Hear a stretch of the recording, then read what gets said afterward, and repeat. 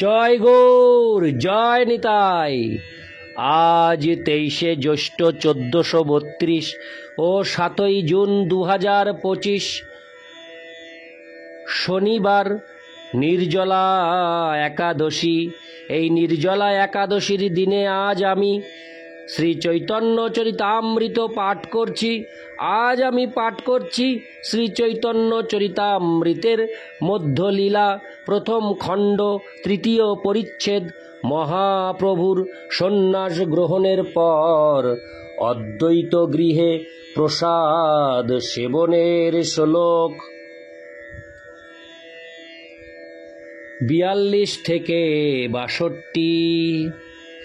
নারায়ণ হে নারায়ণ,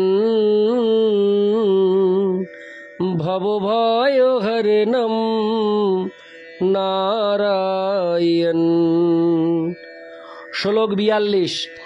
তিন ঠাঙ্গি ভোগ বাড়াইল সম করি, কৃষ্ণের ভোগ বাড়াইল ধাতু পাত্র পরি।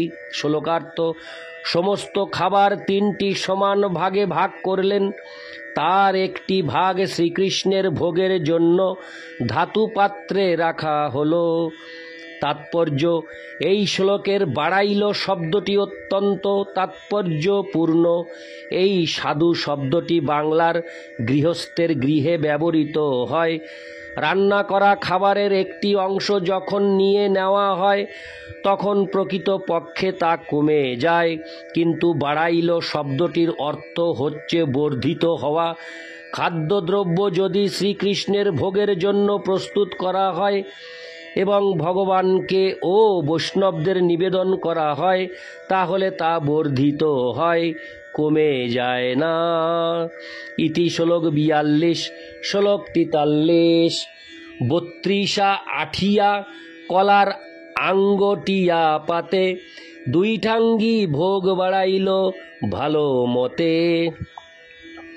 শ্লোকার্থ: তিন ভাগের এক ভাগ বাড়া হলো ধাতু পাত্রে এবং অন্য দুই ভাগ, হরে কৃষ্ণ, এবং অন্য দু ভাগ বাড়া হলো কলা পাতায়। সেগুলি ছিল 32 আঠিয়া কলার পাতা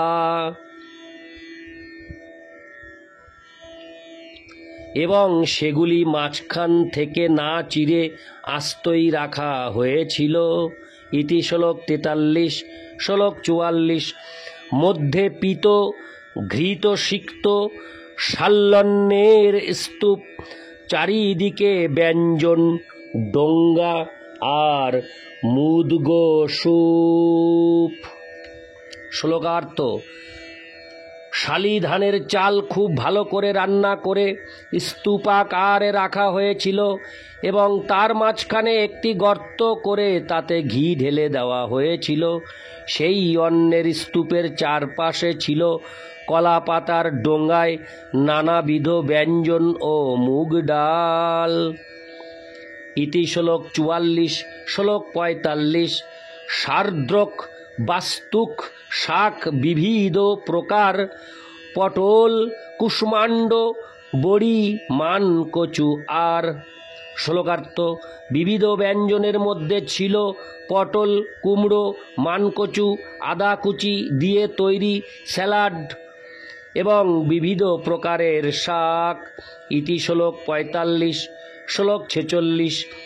চৈ মরিচ শুক্তো দিয়া সব ফল মূলে, অমৃত নিন্দক পঞ্চবিধ তিক্ত ঝালে।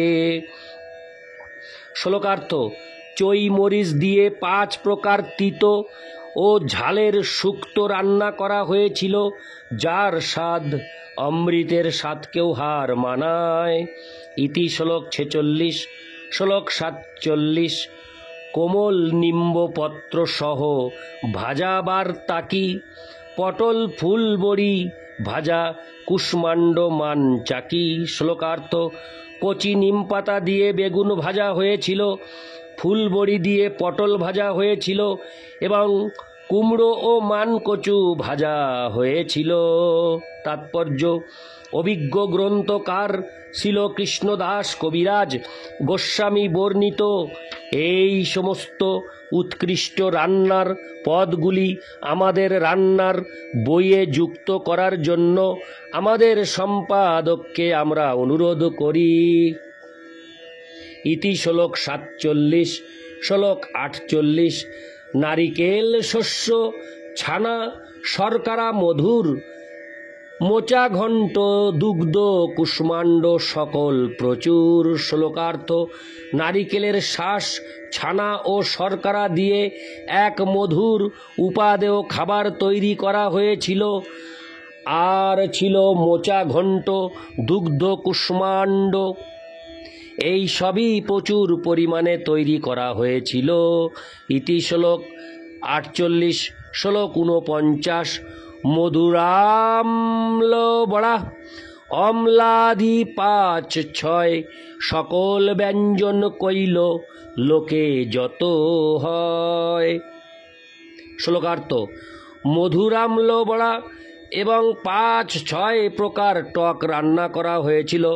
সব কিছুই অপর্যাপ্ত পরিমাণে রান্না করা হয়েছিল যাতে সকলেই প্রসাদ পেতে পারে। ইতি শ্লোক 49, শ্লোক 50। মুদগ বড়া, কলা বড়া, মাস বড়া মিষ্ট, ক্ষীর পুলি নারিকেল যত পিঠা ইষ্ট। শ্লোকার্থ: মুগ ডালের বড়া, কলার বড়া, মাস বড়া রান্না করা হয়েছিল, আর ছিল বিবিধ প্রকারের মিষ্টি, ক্ষীর পুলি, নারিকেল ও বিবিধ প্রকারের পিঠা। ইতি শ্লোক 50, শ্লোক 51। 32 আঠিয়া কলার ডোঙা বড় বড়, চালে হালে নাহি ডোঙা অতি বড় দড়। শ্লোকার্থ: 32 আঠিয়া কলার পাতা দিয়ে তৈরি ডোঙায় সেই সমস্ত ব্যঞ্জন আদি বাড়া হয়েছিল। সেই কলা পাতার ডোঙাগুলি এত বড় ও শক্ত ছিল যে সেগুলি নড়বড় করছিল না বা কাত হয়েও পড়ছিল না। ইতি শ্লোক 51, শ্লোক 52। 50 ডোঙ্গা ব্যঞ্জনে পুরিঙ্গা, 3 ভোগের আশেপাশে রাখিল ধরিঙ্গা। শ্লোকার্থ: 3টি ভোগের চারপাশে 100টি ডোঙা বিবিধ ব্যঞ্জনে ভরে, হরে কৃষ্ণ, ভরে রাখা হয়েছিল। ইতি শ্লোক 52, শ্লোক 53। সঘৃত পায়স নব মৃৎকুণ্ডিকা ভরিঙ্গা, 3 পাত্রে ঘনাবর্ত দুগ্ধ রাখে তো ধরিঙ্গা।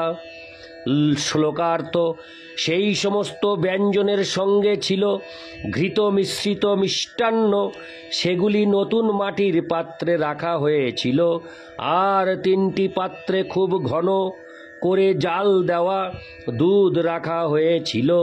ইতি শ্লোক 53, শ্লোক 54। দুগ্ধ চিড়া কলা আর দুগ্ধ লকলকি, যতেক করিল তাহা কহিতে না সকি। শ্লোকার্থ: আর ছিল দুধ মেশানো চিড়া কলা এবং লাউ দুধ। যত অন্ন ব্যঞ্জন রান্না হয়েছিল তা সমস্ত বর্ণনা করা সম্ভব নয়। ইতি শ্লোক 54, শ্লোক 55। 2 পাশে ধরিল সব মৃৎকুণ্ডিকা ভরি, চাপা কলা দধি সন্দেশ কহিতে না পারি।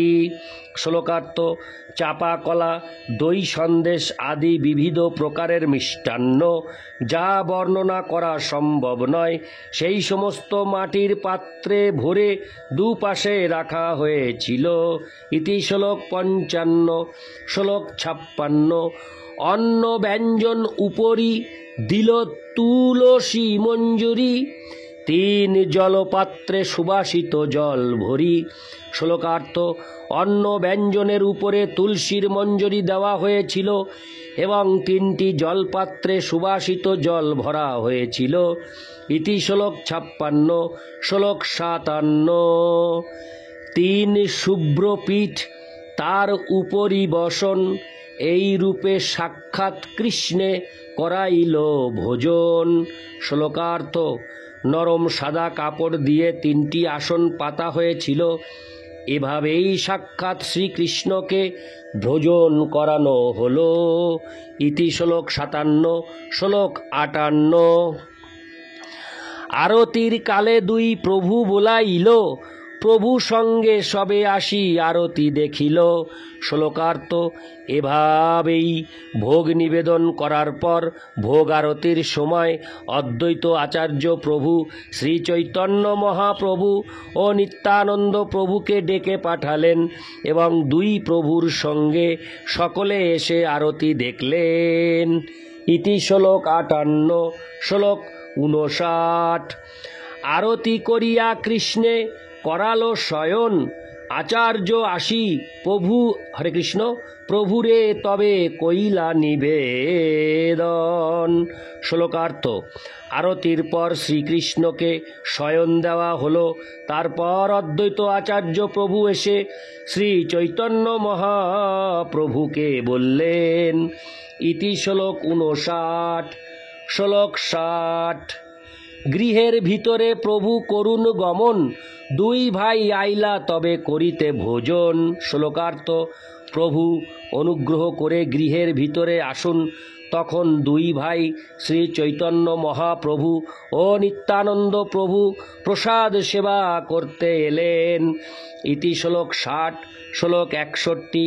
মুকুন্দ হরিদাস দুই প্রভু বোলাইল, জোড় হাতে দুইজন কহিতে লাগিল।